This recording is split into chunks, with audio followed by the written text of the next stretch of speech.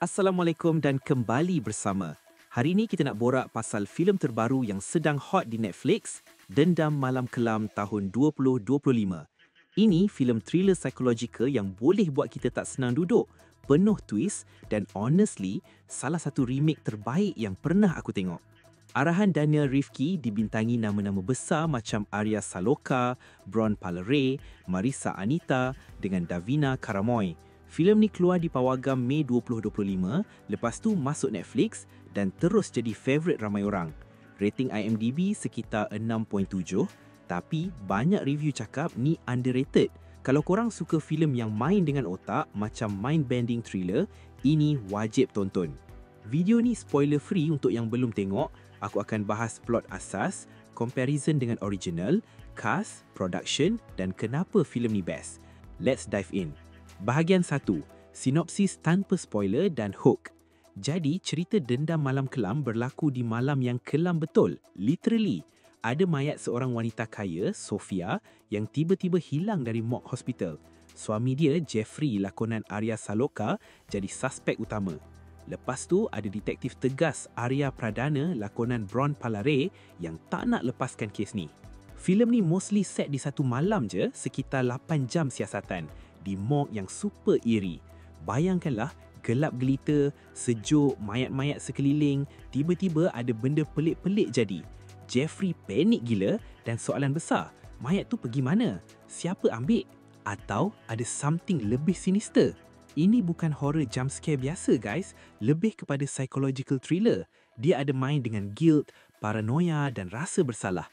Dengan cinematic lighting yang gelap, shadow play yang bikin suspense non-stop. Dari minit pertama, korang terus hooked. Bahagian 2, ini remake filem Spanyol legenda. Dendam Malam Kelam ni official remake dari filem Spanyol 2012 bertajuk The Body atau El Cuerpo, arahan Oriol Paulo. Oriol Paulo ni memang terkenal sebagai master thriller Spanyol.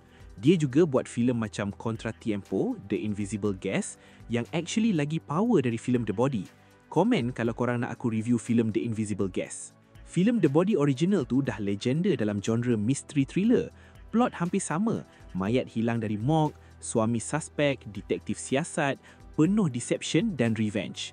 Versi Spanyol dibintangi Belen Rueda yang ikonik, Jose Coronado, Hugo Silva, rating tinggi 7.6 di IMDb, sering disebut salah satu thriller terbaik Eropah. So, kenapa remake ni berjaya? Sebab diorang tak copy-paste je. Daniel Rifki adaptasi dengan nuansa lokal. Ada elemen tempatan yang mendalam, dinamik keluarga kaya, secret affair yang lebih relatable, twist dengan sentuhan Southeast Asian vibe. Visually pun lebih creepy. At first memang korang akan ingat cerita ni cerita hantu. Actually, ada banyak remake filem The Body ni. Ada versi India, versi Korea pun ada.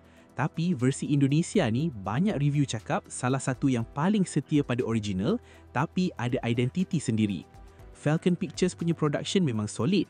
Tak nampak macam low budget movie, sinematografi pun mantap yang memang kena dengan tone and konsep cerita dan the music score oleh Mondo Gascaro yang bikin bulu roma naik.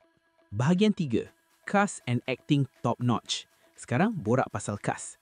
Arya Saloka sebagai Jeffrey, wow, mungkin performance terbaik dia. Dia berjaya memainkan watak yang kompleks, dari calm to total breakdown. Dia punya paranoia is believable. Ekspresi mata je dah bikin korang tegang. Bron Palare sebagai detektif Arya Pradana memang no surprise lah. Akting dia memang sentiasa sharp, intelligent dan 100% menjiwai watak yang dia bawa. Chemistry dia dengan Arya Saloka sangat intens, macam cat and mouse game. Marissa Anita sebagai Sofia, peranan dia powerful, walaupun sedikit tapi memang melekat dia punya impact. Dan Davina Karamoy sebagai Sarah pun membawakan watak dengan berkesan sebab aku pun tertipu dengan watak dia. Overall, acting ensemble kuat gila. Tak ada overacting, semua natural tapi impactful. Ini salah satu kekuatan untuk filem ni. Bahagian 4, kenapa filem ni engaging dan educational? Apa yang bikin Dendam Malam Kelam keep your attention sepanjang 109 minit? Pertama, pacing cepat tapi tak tergesa-gesa. Mostly dialogue driven, tapi dialog yang smart, penuh clue yang bikin korang berfikir. That is good writing. Teknik directing Daniel Rifki pun kelas tinggi. Flashback seamless, camera work di morgue agak claustrophobic, buat kita rasa trap bersama karakter. Ada elemen horror psychological, hallucination versus reality yang main dengan otak penonton. Filem ni juga mengajar kita pasal psychological pressure, macam mana guilt boleh destroy orang dari dalam.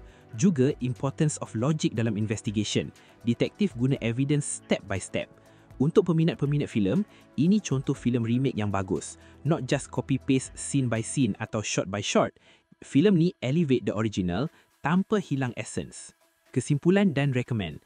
Jadi, conclusion aku untuk filem Dendam Malam Kelam ni, pada aku ini antara filem thriller 2025 yang aku puas hati lepas tengok.